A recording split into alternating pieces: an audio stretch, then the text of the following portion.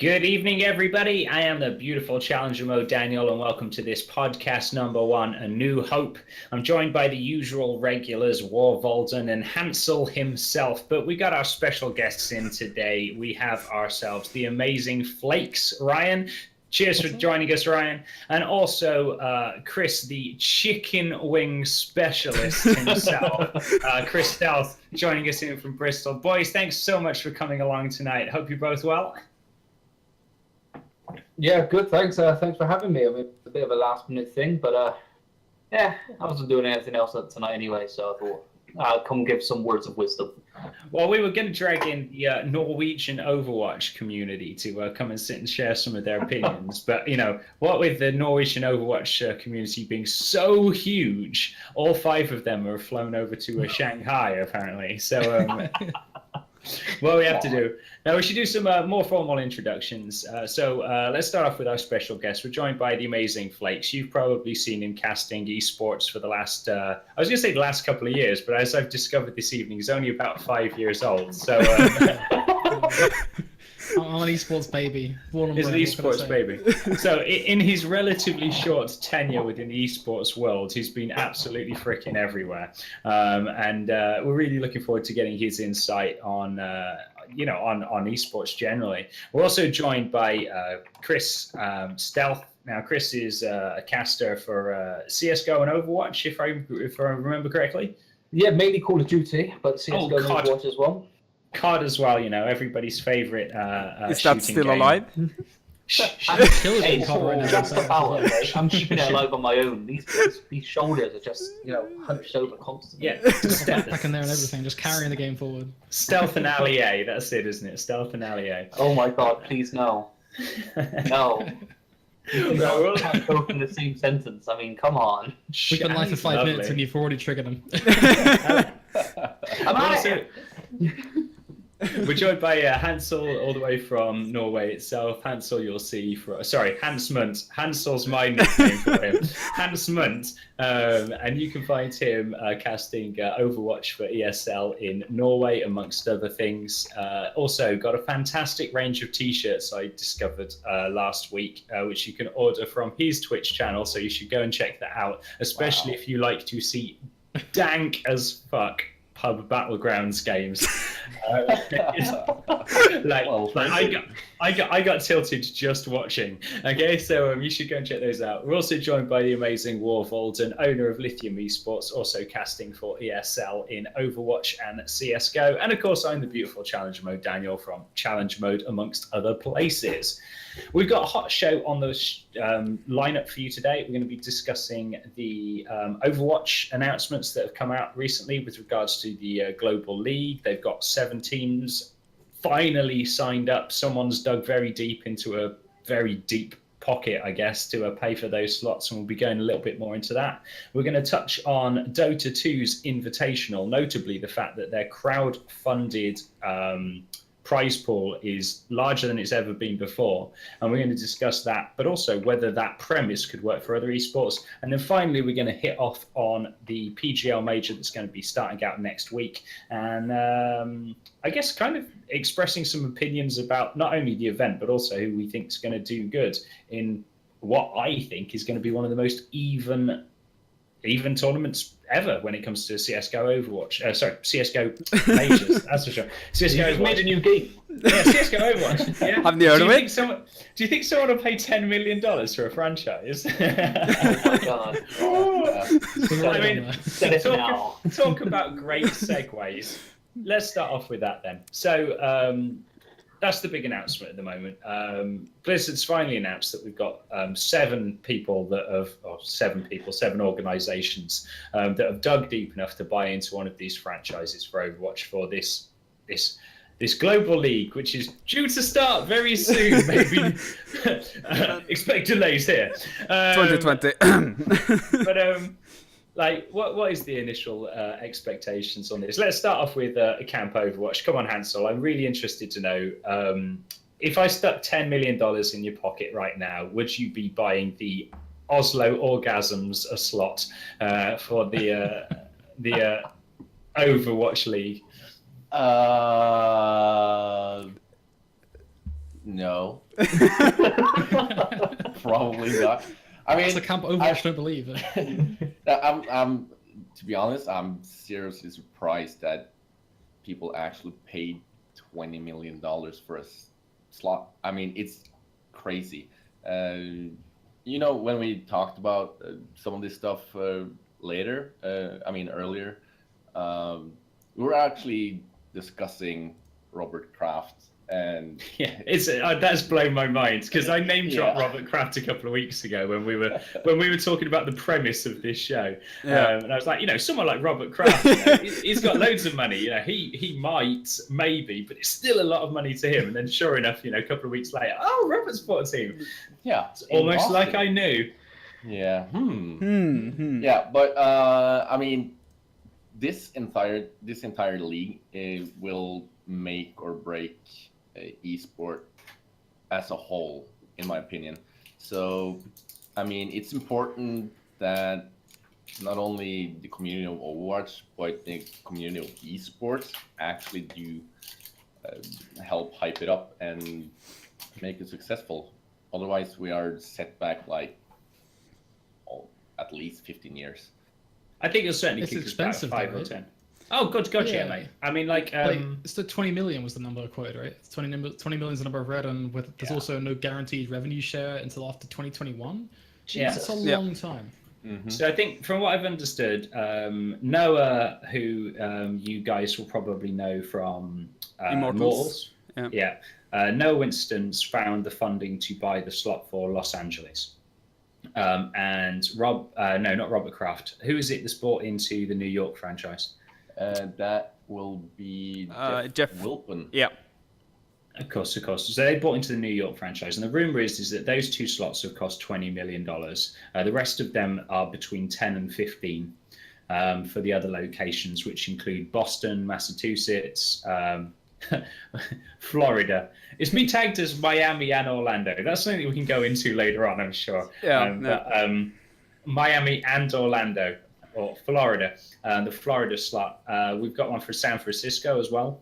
And then we've got Shanghai, China, and Seoul, Korea. That are the other two. No one in Europe at the moment. All of the Europeans are sat looking at it going, Jesus Christ, we don't know what's happening with Britain at the moment. I'm not sure we want to be buying into this. It's an interesting point though, right? Because this is the Overwatch World League, but there's a continent non-existent. Well, there are several continents, to be honest with you. Yeah. There's Africa being represented, to be fair. It's more represented than the World League baseball, though. Yeah, it's kind of an elitist group. The World Series of baseball. Yeah. We got 7 at the moment. 7 people have found the money to sit and justify one of these teams. How many do you think realistically we can expect to get to before they launch it? Bearing in mind that they're still saying that it's going to launch Q3 this year, which is like 3 months' time. I think yeah. I think there is going to be some more because Europe hasn't been on the scene at all, and there's just look at CS:GO, how big CS:GO is in Europe, and if some of those companies start investing in Overwatch as well, we have United, really good team in Europe that is at least top 3 in the world. So give them some money. We have Fnatic, NIP, we have G2, we have a lot of good CS:GO organizations that can help this and help Overwatch grow bigger than it is right now. But we've seen a lot of CSGO, I use the term CSGO. We've seen a lot of traditional esports teams, the likes of NIP and Fnatic being prime examples, that have dropped their Overwatch teams recently because they've got this outlook of, do you know what, I'm not going to spend $10 million on this slot. Do you think that we're going to see the likes of, say, Schalke, who's perhaps one of the big names that are invested into League of Legends, finding $10 million from their football fund to put into something like Overwatch or any of the other, esports related traditional sports teams? Because I find it, knowing the news reports that went on about Fnatic's finances last year, and actually knowing NIP reasonably well myself, I know for I know there's no way that they're going to find $10 million to buy into one of these slots. So where is the European team going to come from? I actually don't think that the organizations that has already invested in esports are going to invest in Overwatch League just because it's way too much money, and they're already spent a lot already. So they will have to look for someone who hasn't been involved in esports. My opinion, though. What do you guys think over in England? Yeah, do you think the likes of United, Arsenal, Chelsea, or someone like that's going to get into this? The only people I could see doing something stupid like that are people who are throwing the teams that are throwing the money around in football themselves. And it's probably someone like Manchester City who has tried to dabble into it. They looked into a League of Legends team at one point, as well as a couple of FIFA. But I mean, that would be it. If I'm honest, I mean, the best bet is from those sorts of people. That's the only way the money's going to come from. Organizations like Cisco or someone like a tech organization who says this is too big of a risk for them. Why would they risk $10 million? Yeah.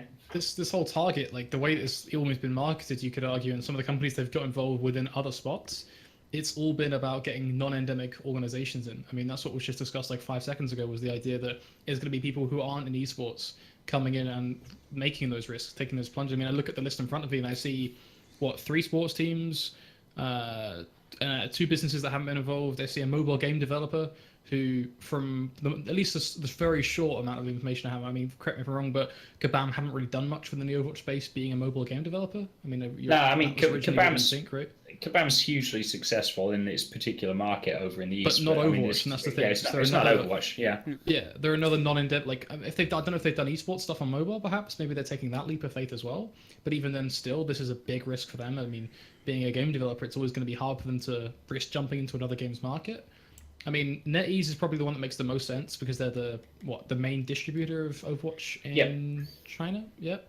Yeah. And that's a different conversation altogether for me. I got to say, like, I actually think them buying a slot for me seems really suspicious. I mean, I'm quite outspoken about my opinions with regards to organized operators, team owners, and things like that. I think there's so many blurred lines within it. I got a lot of issues with what happens within some CSGO tournaments, particularly when you've got a tournament venue sponsor and some of the teams multiple, all coming from the same overall owner involved in the tournament. That to me is shady as.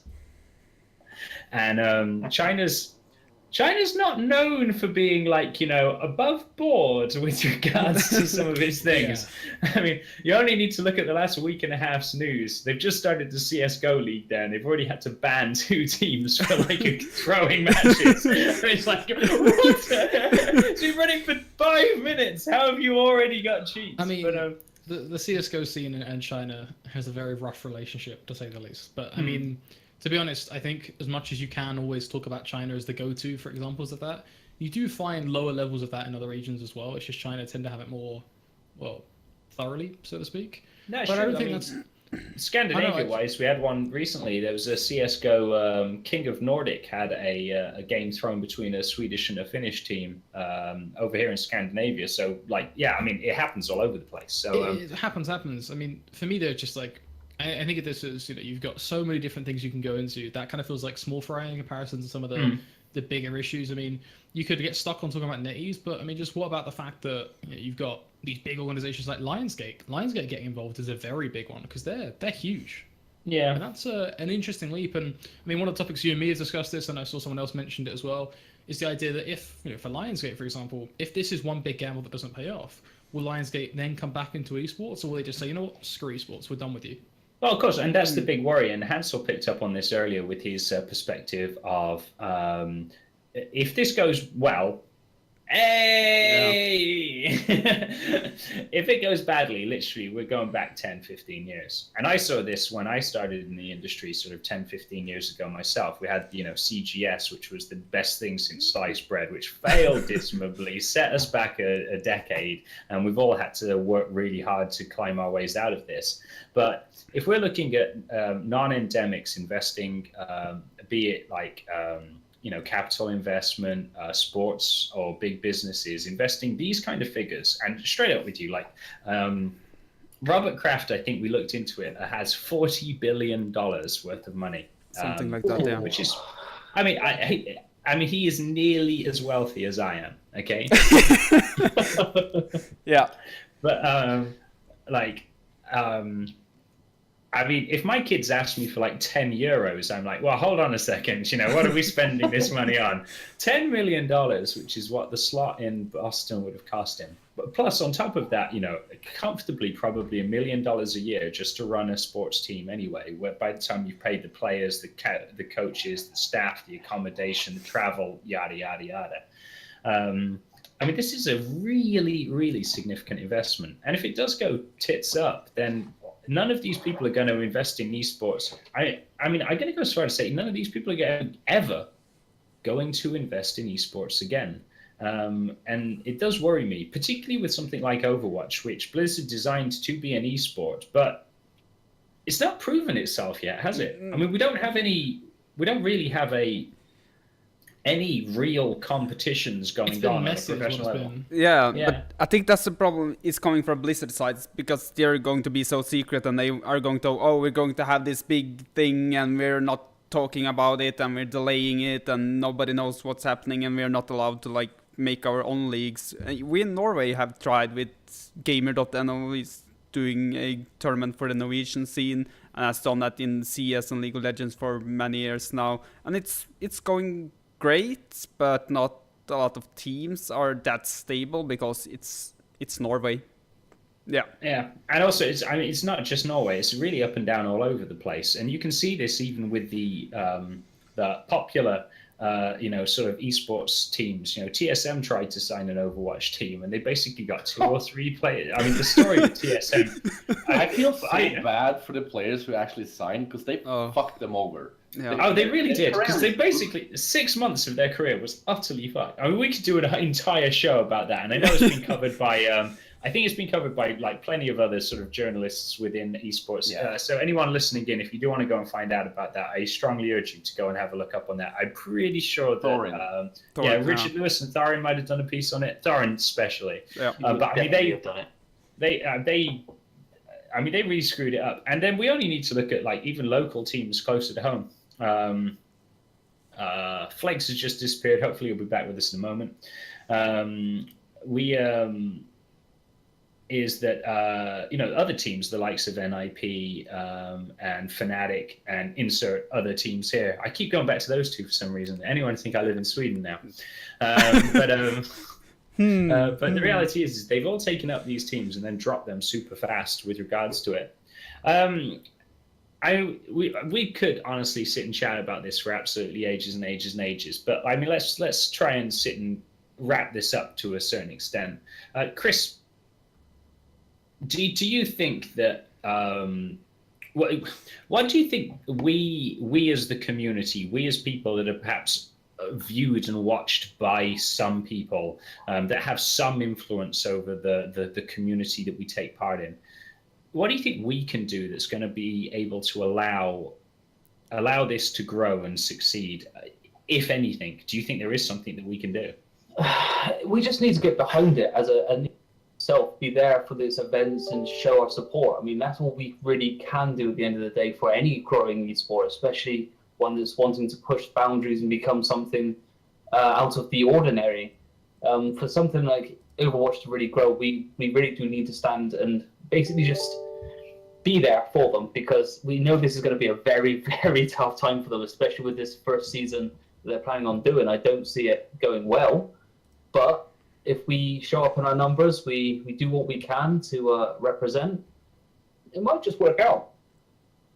Hansman, what do you think that Blizzard needs to consider in terms of making this accessible to the community? I mean, you and I, we've spoken clearly about the spectator, the visual circumstance that is Overwatch, and the fact that it's not inherently accessible. Yeah. It has the the worst aspects of MOBA insofar as the fact that every bloody character's got a million different abilities that they can cast. And then it's got the worst factors of CSGO, which is multiple maps with different spectator angles and viewing from different people. What is it that we can expect to see between now and when they go live in this, which is going to make it more accessible to people that aren't, you know, Overwatch pros or casters? Well, I mean, even knowing the game and casting it is hard because there's so much going on.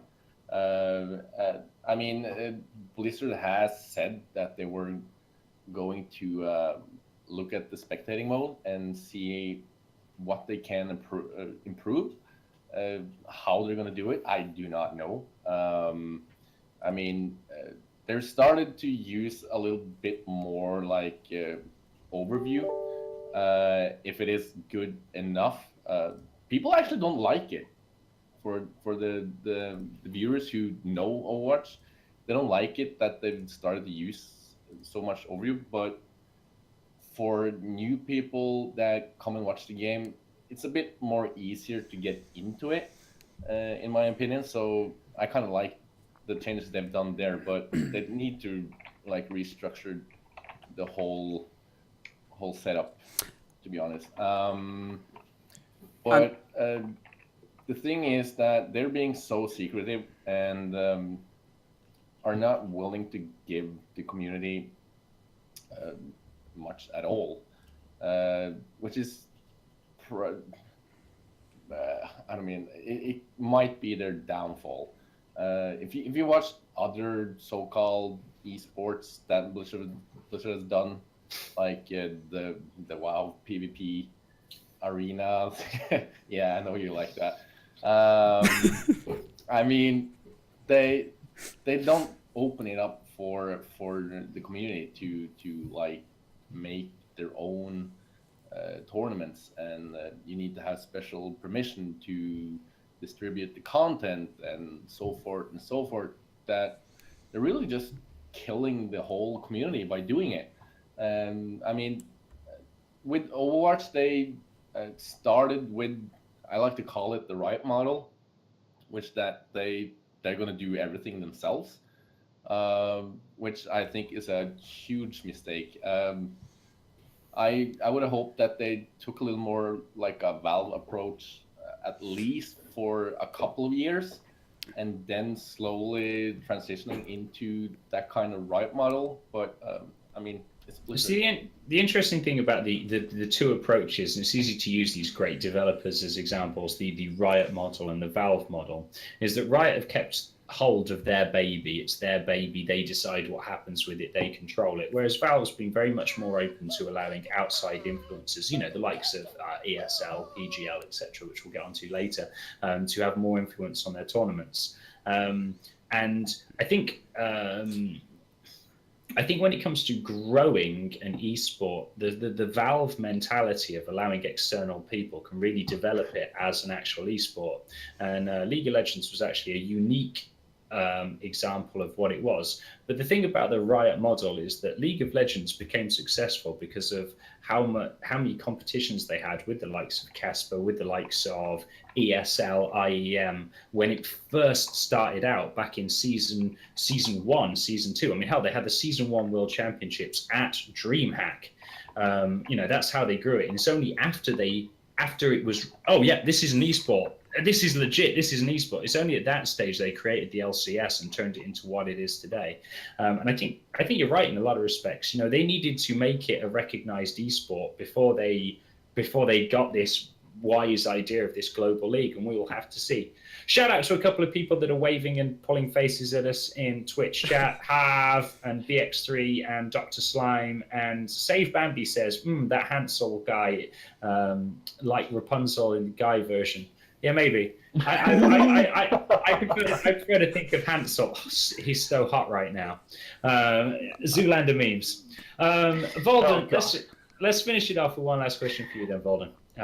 Flakes, by the way, is trying to get back with us for anyone who's joining in. He's had a wobble in the internet, and he's going to try and get back to us ASAP.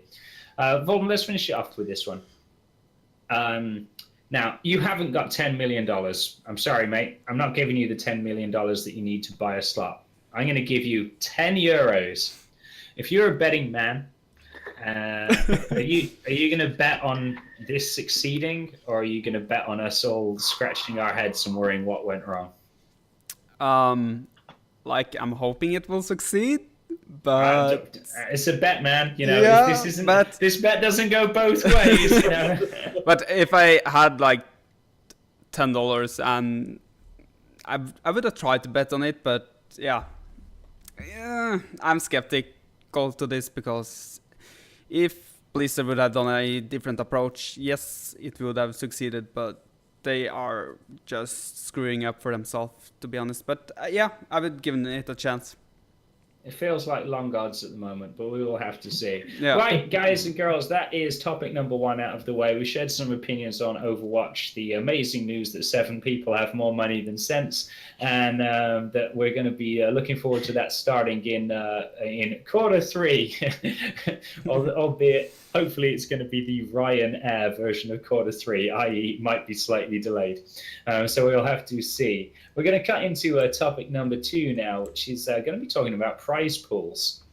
They've recently announced the Dota 2, the Dota 2 Invitational prize pool for the Invitational, unsurprisingly, and it's quite a lot of money. In fact, if you win, you might be able to buy yourself an Overwatch slot. Oh my God! There's our solution. Oh my God!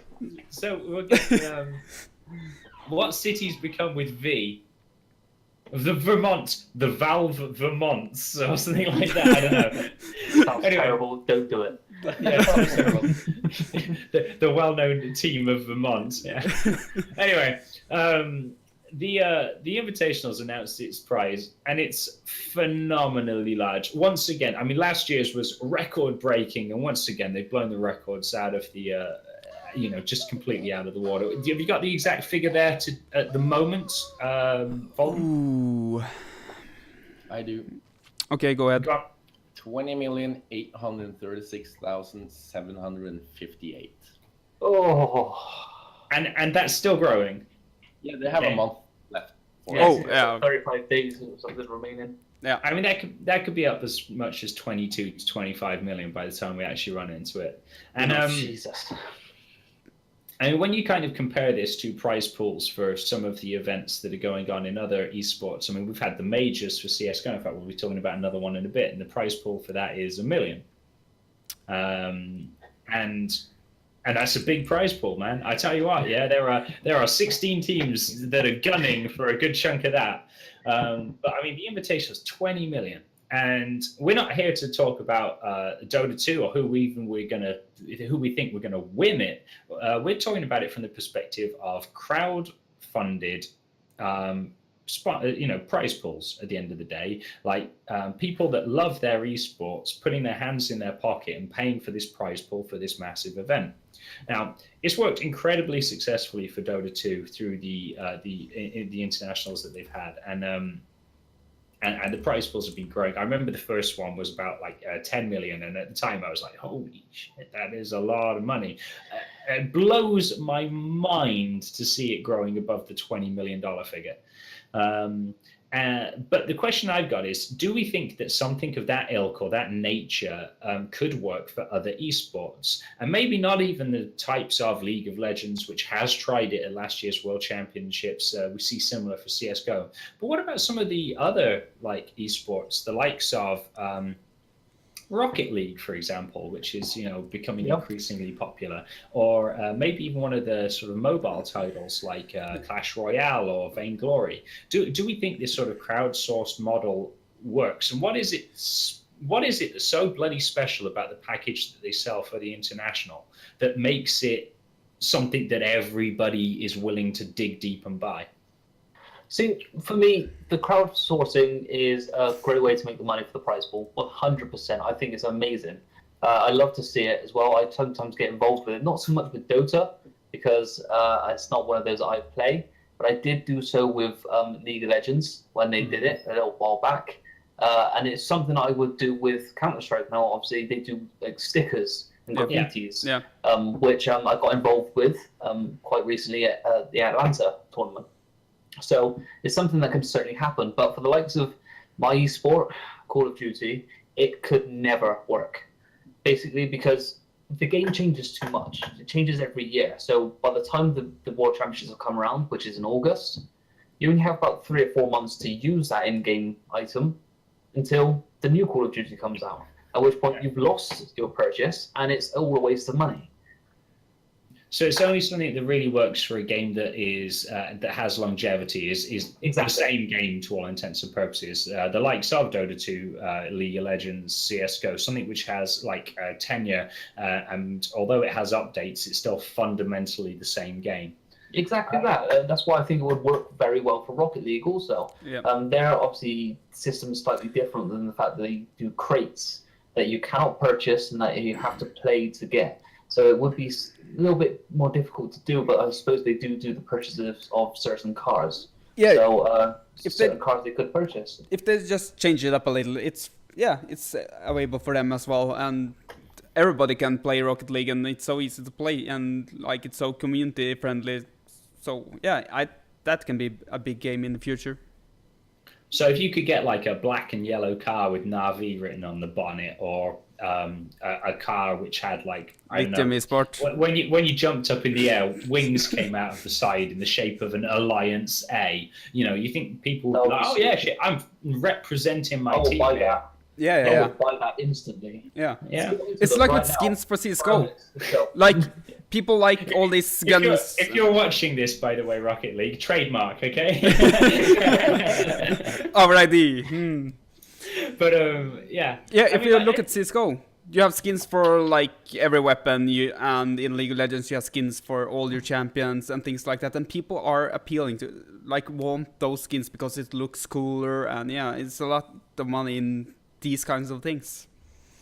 And let's pick up on that for a second. So actually, League of Legends actually trialed it with Worlds this year, which is that they sold, I think it was like icons for your individual teams, and they took like probably something like 3.2% of the total revenue and put it into the prize pool.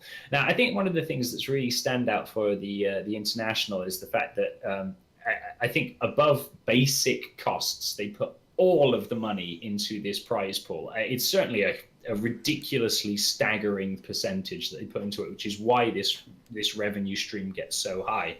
Do you think that somehow League, or even to an extent Valve, with regards to CSGO, are almost a little bit greedy with regards to the percentages when it comes to these in-game sales that are going on? Yeah, I think so, at least, because they're making so much money already. Why should they even take more money from all these skins and everything? They should, they will want, of course, to make some money because they're designing the skins and have to pay people for everything, but a lot of this is community made as well. So, say 70% goes to tournaments and they can take 30% self, and then you have a lot of money still. Yeah, I mean, if you look at something like so SKT1 won the World Championships this year again. Hashtag break it. Spoilers, sorry, spoilers if you're still watching that from last year. But SK won again, and they've got more bloody skins. I think there are more Faker skins now than there are Yorick skins, or something stupid like that. But I mean, like they're selling for the skins for. It's a lot of RP, which adds up to, I think it's something crazy, like $8 or 8 to 10 euros or something to actually acquire one of those skins. Okay. And there's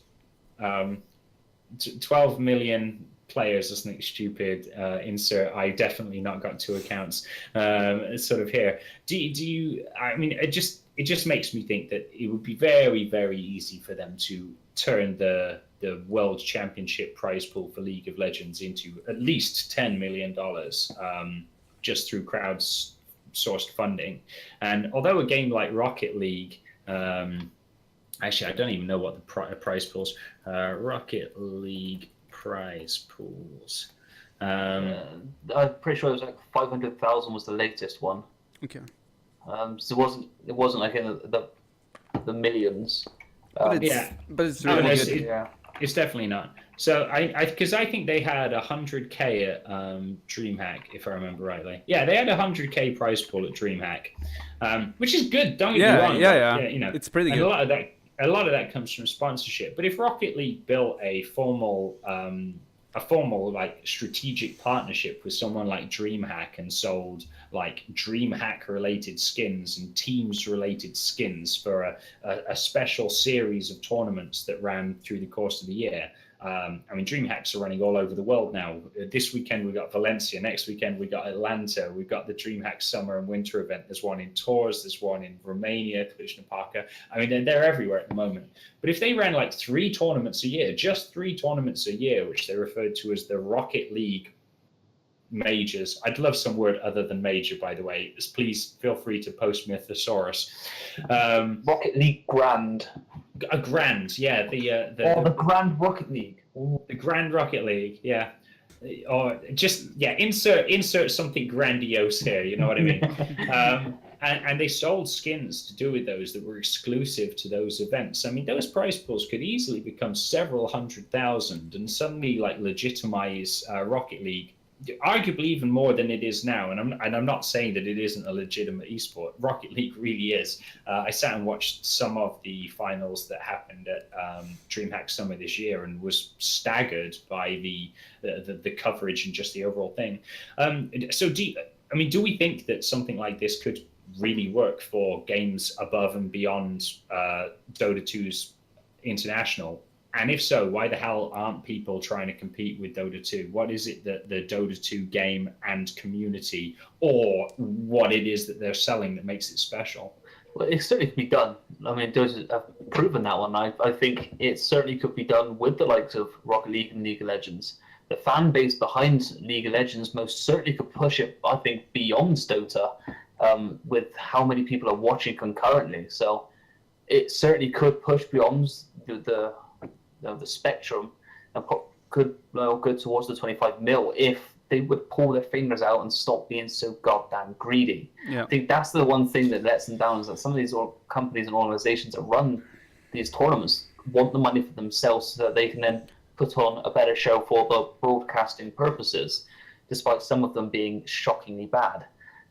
The other thing about it would be trying to get the rights to these in-game as well. So they'd have to go approach these organizations, and they'd have to buy the rights to their branding and then put that forward into the game. And it can be quite a long-winded and kind of a hassle at times, but I think in the long run it'd be certainly worth it. Yeah, but I mean, we saw like Twitch T-shirts and bloody parachutes in PUBG, and that game's not even officially launched yet. I mean, those guys were like, "Oh yeah, we're on it. Yeah, Twitch all over this game." So I mean, I gotta think that like these developers must be able to create like skins which are brand orientated pretty quickly. Oh no, it would be easy to make. I think it's just more getting that branding on board. I think that's where it's going to lie, where these organizations are going to want some sort of compensation for them using that sort of name in such a sense. Yeah, I know what you're saying. One of the other things for me about... Oh, sorry, go on. Yeah, they started with the skins from the beginning. From when you bought the game, it didn't have these Twitch skins, but they had skins, and they have the opportunity to like get these loot crates and get the new skins and all of that. It's not that many yet, but I think it will just grow and grow and grow and be bigger and bigger in the future. I really want like Adidas wear so that I can look like a proper Russian with an AK, you know. That would have been so cool. Yeah. I'm waiting until like Pub Battlegrounds or someone like H1 implement jerseys into it, so you can wear like a Fnatic jersey or a NiP jersey in game. Yeah, that would have been so cool. Sick. Yeah. And the thing is like it's easy to talk about that, but I mean, just in the last couple of months, we've seen like some of these big esports organizations pick up players for Pub Battlegrounds. A guy that I know from Manchester. Yeah, Kinguin. Well, Manchester, England has a player called Break, who's just been signed by TSM organization, which is a huge pickup, not just for him, but for the org, to be honest with you, because he's a bloody phenomenal streamer. Really love his work and how he puts himself across and deals with his community. But I think there is a big opportunity there. I think one of the things, I mean, just jumping back to the international for a second, one of the other things that stands out for me about their, so they call it the Battle Pass? Yeah. It's Battle Pass. Is that it's got quite a lot of stuff in it. Yeah, I was gonna mention that they get a shit ton, but you have to level it up.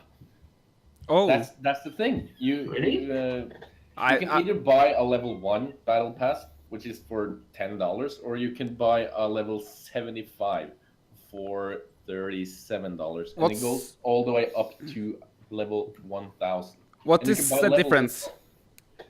It's for the higher levels you get, the better loot you get. Basically. Ah,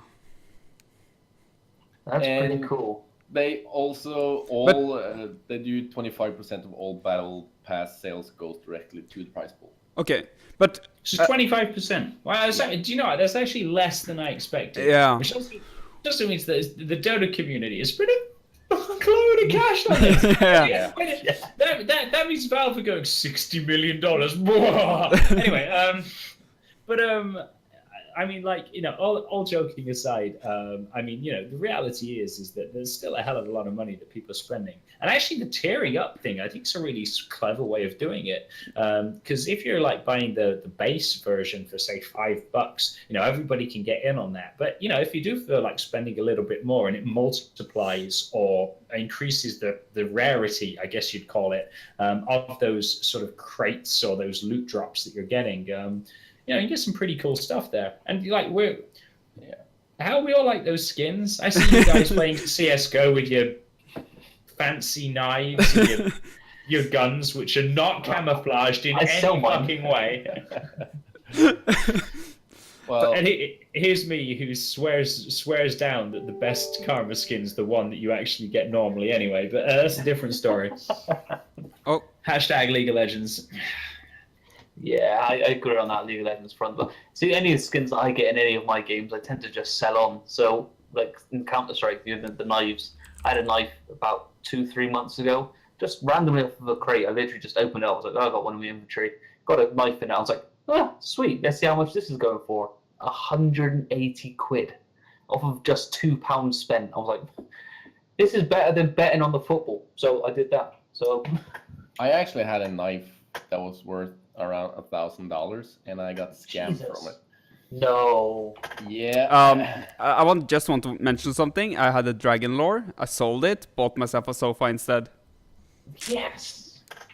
That's the best use of this. Yeah. If anything comes out of it, you can actually buy in real world stuff for it. And I didn't spend like a lot of money on it because I had this M4. Oh, welcome back, Flakes.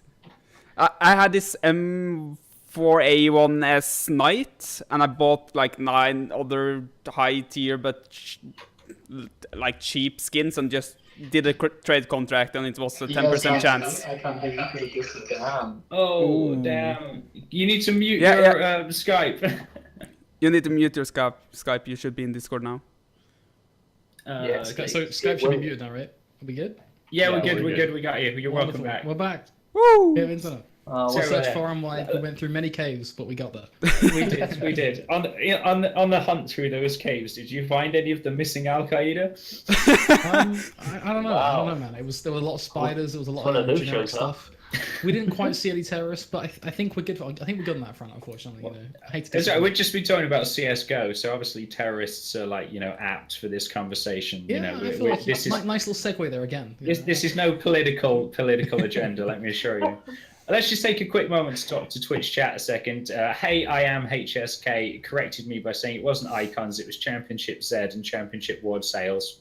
Big shout out to you, man. Thank you for correcting us. You're absolutely amazing for that one, and thanks for joining us this evening. Flakes, we've been talking about the international and the fact that the prize pool's staggeringly large. It's 20 million now? Yeah, it's over 20 million, yeah. Nearly 22. That's crazy. And we were talking about whether it would work for other franchises. And we've all shared opinions. What do you think? Give us a Counter-Strike, please. Right. Counter-Strike needs more than one developer and a bunch of interns, or it needs more than 5 developers. I'd say that at least, right? But whoa! Don't get Gabe closing down this channel now.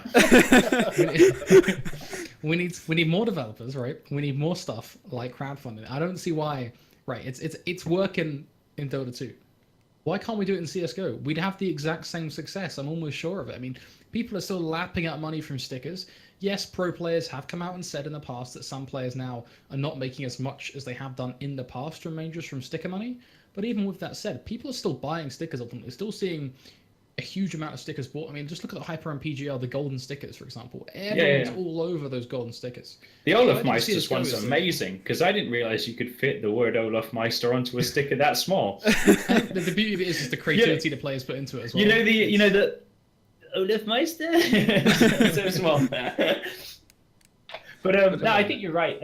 And the reality is, if they released a special crate, okay, that for $5 you can open this crate once, and it's got 6 items in it, like an AK, an M4, a knife, an AWP, a pistol, and a Tech 9, because everyone fucking uses Tech 9s. Okay. They'd have to sell it for so much more than $5 if that's the loot you get. I would buy 7 of those. Basically, where you're going with this is the Esports 2013 case, the Esports 2013 winter case, and the Esports 2014 summer case.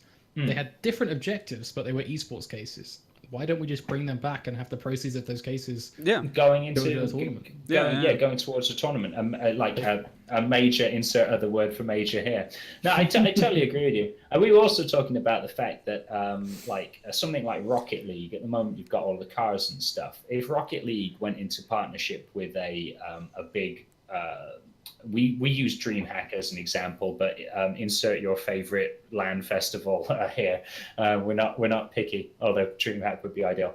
But if you could buy like a DreamHack car, or say a Teams car orientated with it, so say when your car jumped up into the air, wings came out with A written on it, like Alliance, or your car was yellow and black with Na'Vi written all over, or something like that, and they could use it for systematic tournaments, that it might be a great way of increasing the prize pools for something like Rocket League, as well as making the events themselves more special. And that's for we're not even talking an S tier esport here. We're talking Rocket League, which is still legitimate, but I mean, it's not. I mean, arguably it is. Cisco. Arguably it's getting there. They're getting more and more events. Sure, they may not be filling stadiums. Don't get me wrong, and I will never sit here and try and plead Rocket League to be something it's not. But what it is doing is introducing more people to esports.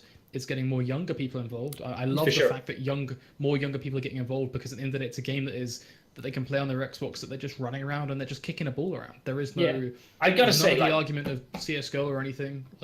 Honestly, I couldn't agree with you more. And I have to say, I mean, I did sit in the stadium, the stands at least, and watch it DreamHack Summer a couple of weeks ago, and I was really staggered. And the support is it's very different to like CS:GO or League of Legends. It does remind me more of a sports sort of environment. You know, it's got the rugby, football, ice hockey kind of feel to it, more so than perhaps some of the others. But we'll have to see.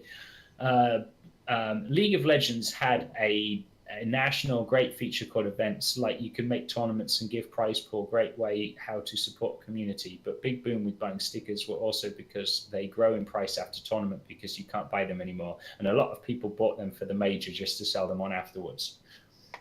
Okay, but if you made it like bind on account, so like you buy it and you can't sell it on, it's just something special for you, do you think that would work? Hey, I am HSK, just throwing that one out there. I do want to wrap this one up as well, because we've got one more topic that we want to get onto. So I'm going to throw this one out to you guys just a little bit more. Hansel, we haven't heard much from you because I talk too much. What's your take on it? Do you want to see that amazing T-shirt design of yours available for when you qualify for insert esport here? Oh, hell yeah. I mean, I do believe that can be implemented in every esport. I mean, there's no limit to crowdfunding at all. So hopefully more of the other games will do it. I mean, like CS:GO, they have so many players. Their prize pool can be up to like 50-60 million easy if they do it right, like Dota 2 is doing it right. But it all comes down to, because the Battle Pass gives you so freaking much. It also gives you gaming content. You get to play like what should I call it? A quest? I don't know. Like special quests and things. I mean, like, imagine if like a CS:GO crate. So I don't know about you guys. You all play CS:GO, don't you? Yeah. When they launched these most recent, I can't even remember, what's the most recent operation called? The one with all the new maps on. Yeah. Crap. I know what you're on about. Yeah. You know, like Austria and all of these other maps that we've all been playing. We're probably bored of them now, but when they came out, they were fucking exciting. Okay. Yeah.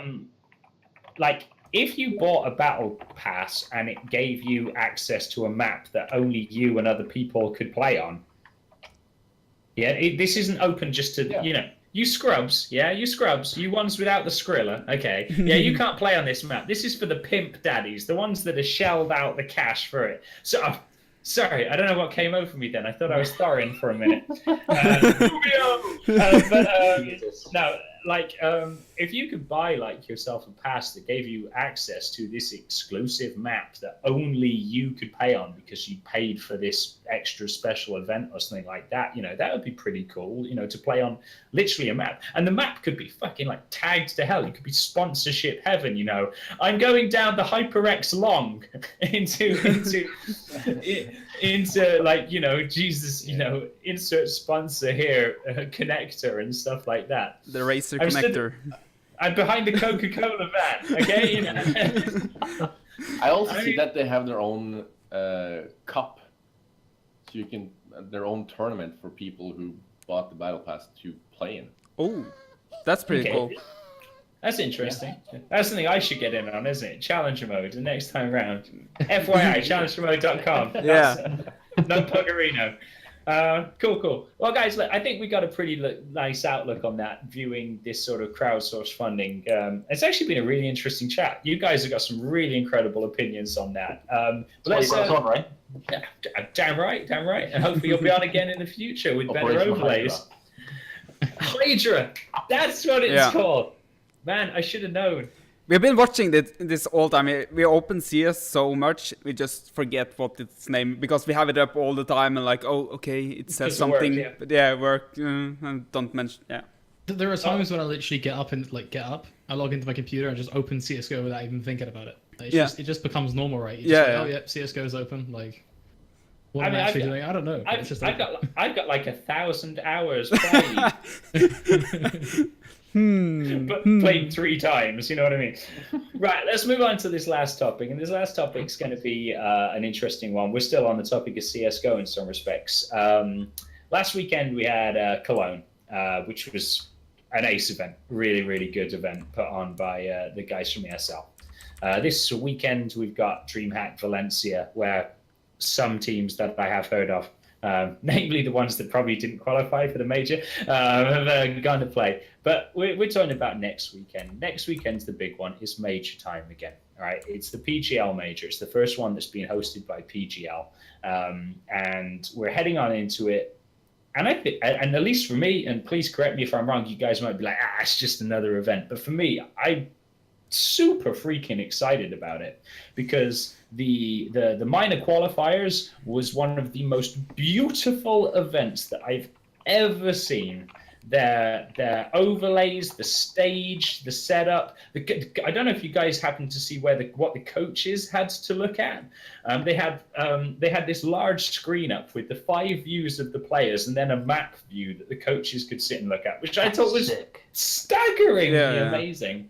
But then something else which really stood out for me, which is just a massive testament to PGL, was the pauses between the games. Normally, like most events, it's like, all right, we'll be back with you in 15 minutes after this break. And it cuts to like, insert your favorite brands here, or not, depending on which brands they are. Or just generic dubstep, basically. Yeah, it's like dubstep. Honestly, I wish these would get away from dubstep. Jesus. What do you want then? Classical music? I wouldn't mind that. I think it needs to be more suited for the time of day. So when we start casting, like first thing in the morning, you do not want dubstep ringing through your ears. That's true. That's true. Okay, it blows my mind. Every event I go to, it's just nothing but dubstep. I'm just there. I have to just go, no, this over here. I can't listen to this. This is not right. I remember the E-League. They had that one song The same song for yeah. the whole time. Yeah. Fucking horrendous. Do you know, it's weird you bring that up, because I was going to say, one of the things that I want to move on to is like how majors have increased in quality over the years. And I was going to say that I think E-League was really, really top notch, and you'd expect it from a company like Turner, because I mean they're a broadcasting company after all. But I was going to say, but that one fucking song, it's like, ah! No, but PGL in their minor, in between the pause breaks, they had. Sorry, my cat's now walking into my bedroom. It's all right, man. You know, at least someone's getting some pussy tonight. But wow, it's a loud cat as well. Yeah, he's so needy. But no, they had VODs in between all of the games, and it would cut to like, you know, some guy would be talking about Taiwanese or Korean esports. It cut to like Red Eye talking about his like 20 years, and that's probably offensive to him. But it is 200 events, wasn't it? Yeah, 200 events. It is about 20 years, Paul. Sorry, but 20 years in esports, talking about the way that it's changed and grown, and all of the different things that have gone on, and they were. I mean, it's the first time during a break I've actually found, you know, I turned off when it was the game. I was watching the pod. You know what I mean? See, I think the thing is that a lot of time you see organizers plan VTs, but they end up having to fill because they don't have enough VTs. Whereas the beauty of what they did for the minor is that they had VTs that potentially didn't even get used. I saw a tweet that was them coming out and saying, we didn't use certain videos, but we've uploaded them to YouTube here. And while the event was going on, they were also uploading a load of bonus content on YouTube at the same time. So they basically over-budgeted on the VT and ULA department, so they weren't left in a situation where you've got a production team flailing around, looking for something, looking for a graphic, looking for a video to play, looking for something to show on screen. And I think that's the right aspect of it. Sure, it means that they're putting more cost down. Ultimately, it's about spending the dollar, right? But I think that they did a risk, and it hugely paid off, because you do retain viewers. And ultimately, if you look at a graph for an esports event, you always see the up and down spikes, right, in between games. I think what they've done is they lessened that spike, which actually is pretty big if you want to, you know, if you're looking at your Twitch metrics for things like advertising revenue and stuff like that as well. So they can cash back in on it. It's an arguably a big point of success for them.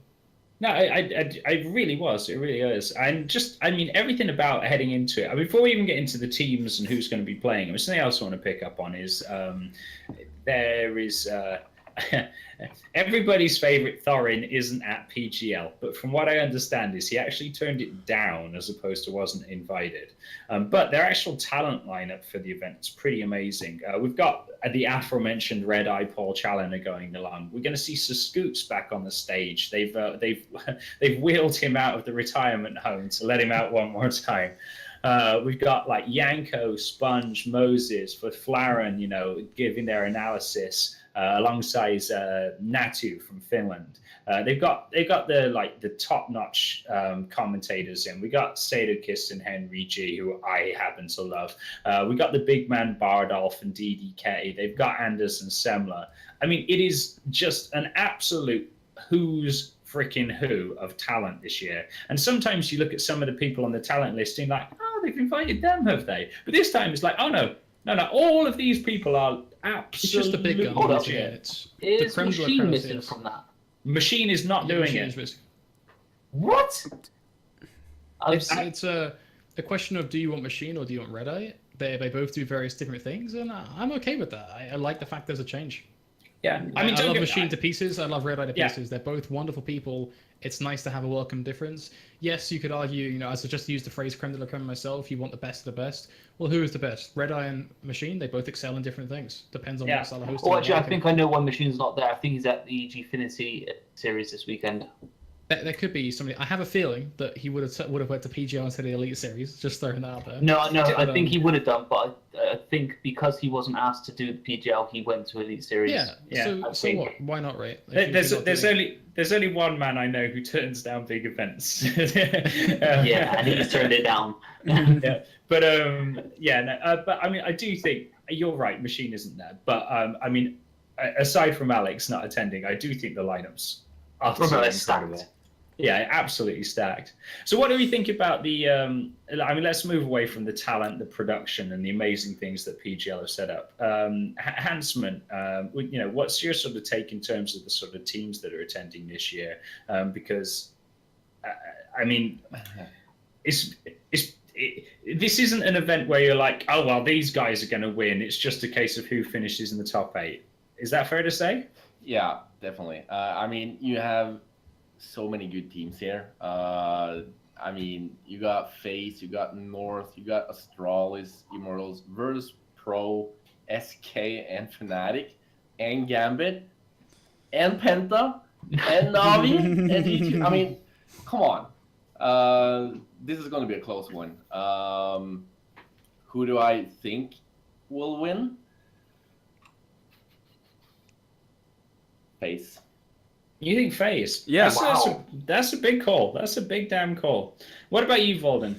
You and I have been talking about it a lot because we work with each other most days, so we're not chatting shit about things. But I mean, coming into it, I mean, there are a lot of names. I mean, you've just named a load. You didn't even name Cloud9, who I think have been on an absolute banana in terms of performance recently. Yeah. But they failed in the finals. Yeah, but then so did Astralis for years, and then they won one. So it's like, I mean, it's just, I mean, it really is strong. I mean, have you got someone that you're keeping your eye on, or I mean, is there any teams that? The other side is there any teams that you think that are going to fail dismally and not live up to expectations? I'm hoping that Cloud9 will actually win this tournament. It would be so amazing for the NA scene, because the European scene have been like dominating in CS for so long, and it will be just so good that the NA scene can show that they're just as good and can start to dominate as well. So I like that it can be a change in that part. Well, SK is South America. I mean, they get tagged into this North American line alongside like Immortals and I want to call them Tempo Storm, but whatever the other Brazilian team are called these days. And there's a lot of the sort of the South American North American divide. But I know what you mean. It's an NA team. Yeah. I mean, there's been okay. We've had Optic, Liquid, CLG, Cloud9, and they've all tossed around these players trying to find the squad. But I mean, this Cloud9 team. I mean, was it October last year? They won a tournament. I can't remember which tournament it was. Something like that. Yeah. ECS. It's just not going to happen. You don't think it's going to happen, Flakes? Why? I don't want to rain on people's parade or anything, but it's just not going to happen. Like, are you saying that? Right, so C9's most recent results from Cologne. Cologne is pretty much the playbook right now. C9, if you want to get an image on how C9, how the Americans are performing, they pretty much are waving that flag at this point, right? So they played NiP up first, 16-12 to NiP. Pretty average game. C9 did put up a good fight, and that was a key match to kind of set the tone for the event for C9, because then they fought back hard. They took a slew of overtimes against Na'Vi, but they still lost out in that game, which is another turning point in the tournament for them. Finally stepping up against Tyloo, albeit a game that they should be able to win. I think Tyloo, surprise factor. And then you see these slew of results against Immortals and Mouse and stuff. They were always hard-fought slogs. They were always endurance battles. They were never quick sprints. They were never easy wins, so to speak.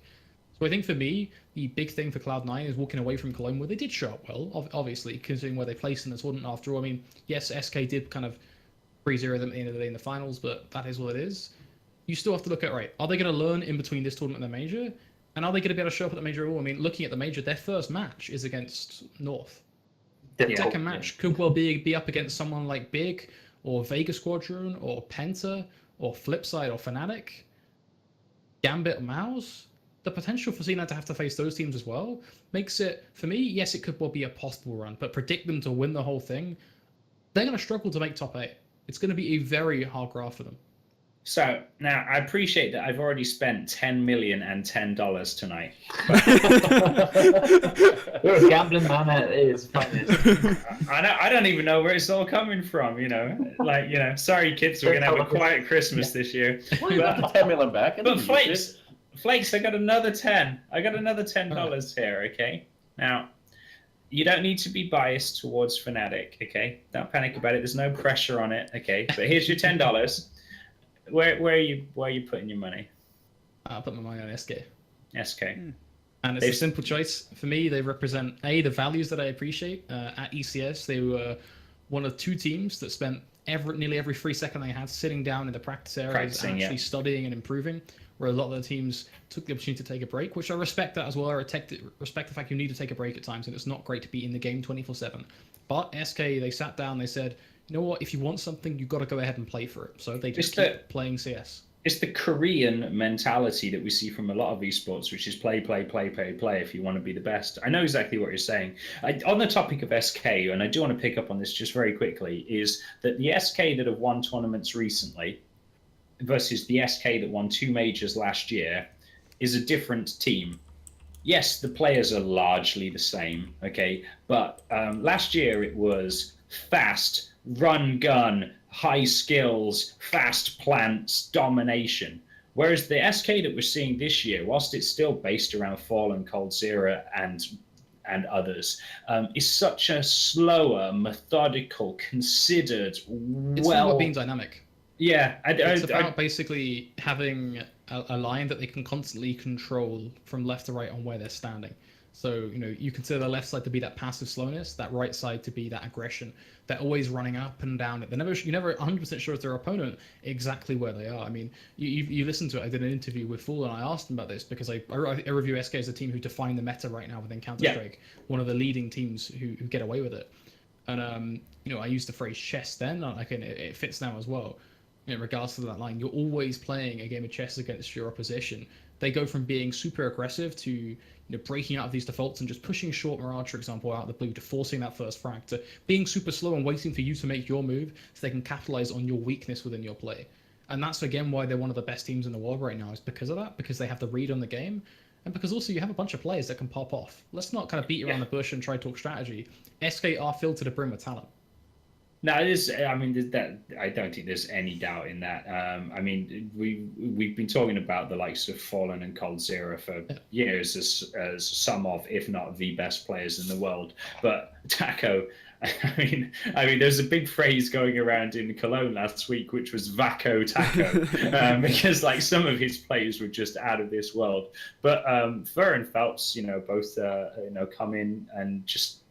I mean, they're just such great additions to it. And one of the other things that they have as a squad, all being Brazilian and sharing the same language, is absolutely no issues with regards to it. Whereas if you look at some of the European teams, which are multinational, FaZe being a prime example, you've got, what is it? A Norwegian, Finnish, French. Danish, French.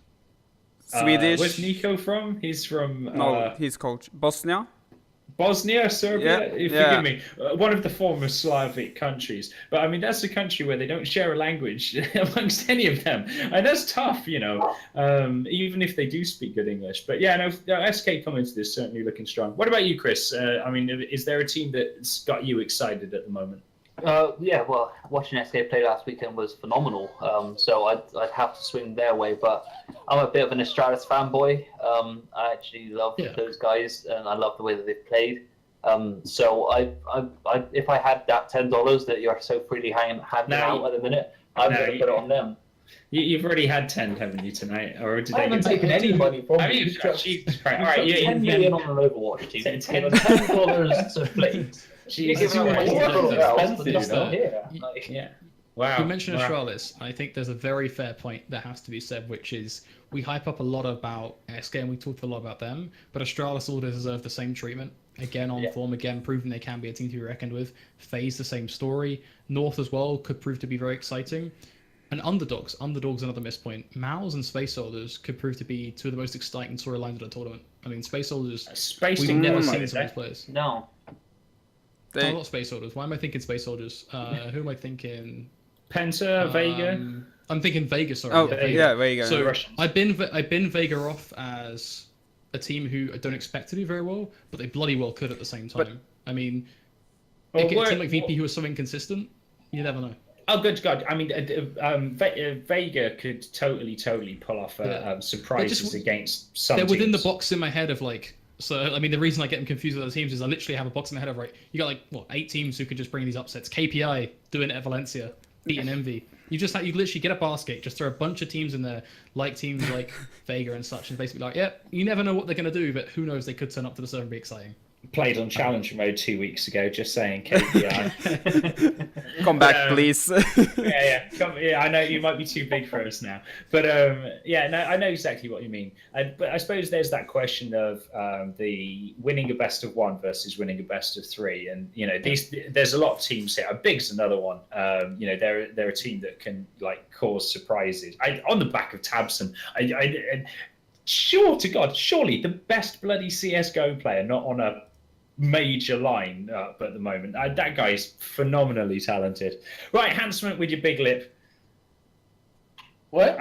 You were sat there with a big lip on your face, pulling faces at the audience at home. And I think what it is that you were looking at the lineup going, oh, well, there's only one Norwegian. What opinion am I going to have on this? But I am interested to know yours as well. Is there, and rather than ask you who's going to win, I want to know, is there a team that you think is going to disappoint and drop out of the Big Eight? Is there a team that we're expecting to do well that's going to fluff it and end up going home? Well, the whole secret. Someone has an opinion. Chris is like, these ones. There are probably three in there that I could pick. I mean, it will be devastating if Virtus Pro doesn't make at least the final 8. I mean, they've been so inconsistent. Yeah. So that can happen. I mean, the last time there were tournament, a major in Poland, and Virtus Pro didn't reach the final. I mean, the entire audience just left. Yeah. Jesus. I mean, it's true. The stadium emptied. If that happens again, I don't know. That would be devastating. But they have been like inconsistent almost their all careers. Sometimes they just do really bad, and here we come. Virtus Pro is doing good, and they're winning the whole thing, like they did in the Adrenaline Cyber League or something, didn't they? VP are the team that I don't remember, but for the underdogs. You put VP in like a different box because they're of their own different like skill level, like their own player, but they're in with the same sort of mentality, right? Of you never really know what they're gonna do. You just don't. Like they have so much talent, but they're also running this big experiment, right? Of like playing together for so long, they haven't done the whole "we've got a big issue, let's fix it by changing a player." So there is kind of an experiment, and I don't know. Like there's issues that crop up, they have to find a way to fix it, and it's always them changing their style or changing a role or something like that, but. No, the best way to describe them is like the Schrodinger's cat of this group, because you don't know whether they're dead or alive until we actually get to this tournament. So there's only one way to find out. And those are one of the three that I think won't even make the top 8. Like the performances they put in recently haven't been great. So I don't know if they're going to slip just shy of top 8. But Navi as well, one of those who I don't know if they could do it. Well, I mean, like the Navi story is absolutely crazy, isn't it? Because like you have Guardian, Seized, Flamey, Edward. They add to them the world's best player in the form of Simple, who when he joined the squad, everyone was like, "Oh, this is it! Like let's get the diaries out and just draw in the line for the Navi legacy here." Everyone was thinking about like the next era of esports, but It hasn't happened. I mean, they're good. They're a good team, okay, but they're not. I mean, they've won nothing pretty much, because they just haven't looked good enough. I agree with you there. I actually do think Navi won't make top 8, and I really genuinely mean that. Is the other one that you're thinking of? Because you said 3. Yep. I want to know if the other one is Fnatic. It's not actually. Okay, all right. I've been making the top 8, but the other one that would probably slip to short of the top 8 was probably Cloud9, just based on their performances last week. Now everyone's going to be watching them this weekend to see if they can continue such a run, but I don't see it. As Brian pointed out earlier, the run that they've got to make to try and make it into the top 8 is going to be an incredibly difficult one. I just don't see it happening for them. Okay. So G2, okay. Let's get some French swagger on. Coming into a couple of months ago when they had the big changes to the lineup, and they added the ever youthful Kenny S. He's been playing esports for longer than I've been alive, but he still looks the same age as my daughter. Honestly, Kenny, yes, you are an amazing CS:GO player, but if you really want to know how to make money, sell the face cream you use, okay? Because I don't know what it is that you're doing, man. It's incredible. But I mean, MBK, Body, Shocks, Apex, Kenny S, everyone was like, oh yeah, we're back to the Super French squad. We've got over all of the attitudes and the arguments, okay? We've eaten a bit of garlic and, had ourselves some red wine. Everything's okay. This is it. Okay. Carlos and Lothar were both like, G2 got the samurai helmets on. This is all the way, boys. And they're another team that they scraped in to qualify. Okay. And, they've just looked, they looked bad last week in Cologne. They got a lot of teams too. They did win DreamHack Tours. They did win ESL Pro League. They did come 5th to 6th at ECS, which isn't the greatest result in the world, but it's a kick up the arse before the major. I think you put them in right now. If you were to make a prediction of where they stand, you're looking at maybe kind of just scraping into that top 8, only just. I think there's a chance. But they're not final worthy, which is what everybody was saying like a couple of months ago. Right. Okay. You don't know though. It's such a hard question, man. Well, you got to put that $10 down elsewhere. No, this is it, guys. We need to wrap this one up because we've been going on long enough. So we're going to go around the table, all right? And what I want is a prediction of who's in the final, okay, and who wins overall. We're going to start with you, Hansman. The final is between FaZe and SK. FaZe wins. Ooh. Chris. I've got Astralis and SK. Oh man, you cut out on me then. Did anyone else hear that? No, I didn't hear it. Sorry. All right, so I have Astralis and SK, and Astralis win. Okay. Ginger Volden. SK Cloud9. Cloud9 wins. I'm taking that one. I'm taking an underdog. No. The thing is I want whatever you've been smoking, buddy. Can you share?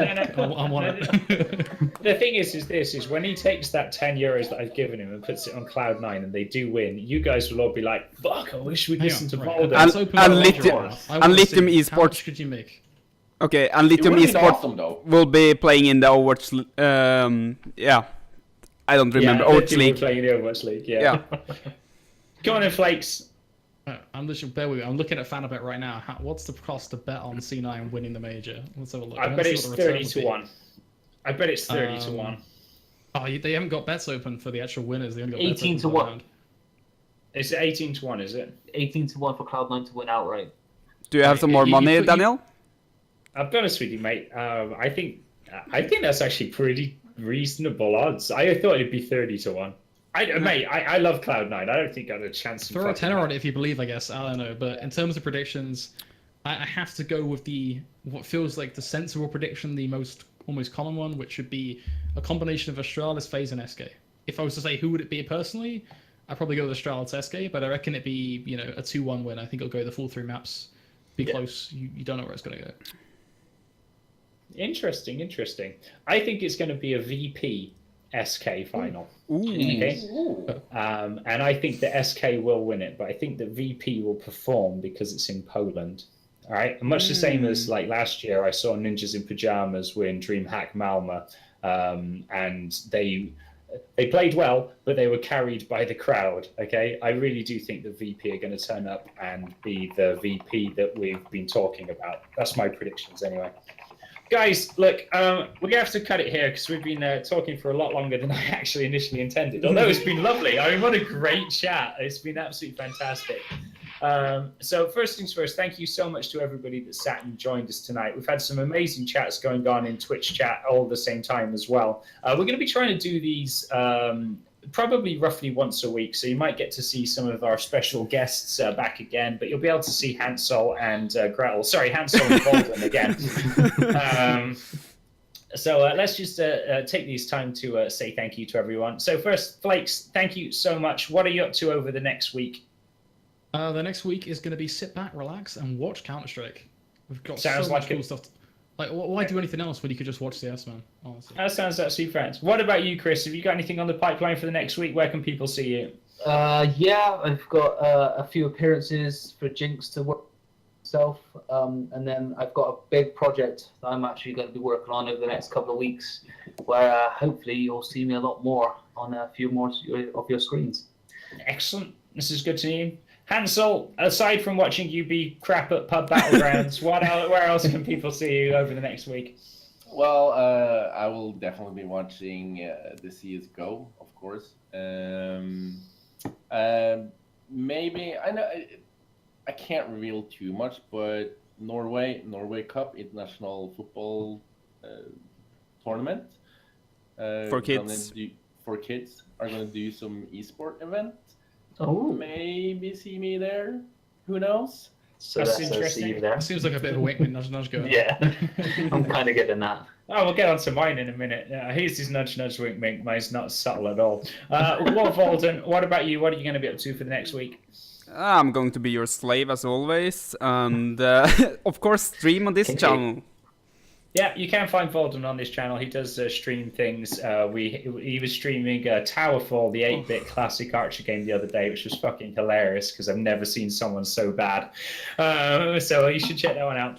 In terms of what am I doing, I think I'm casting a bit of League of Legends tomorrow, potentially. But next week, the Gotia Cup in Gothenburg in Sweden, which is the World Youth Football tournament, which has teams flying from every continent around the world to take part, are hosting their first esports football tournament, where they've got 8 of the finest youthful FIFA players in from around the world to take part. And I'm going to be hosting the live show there, so you can catch up with me live on stage with there. That'll be on Twitch. It'll be on the front page of Twitch. That'll be next Thursday.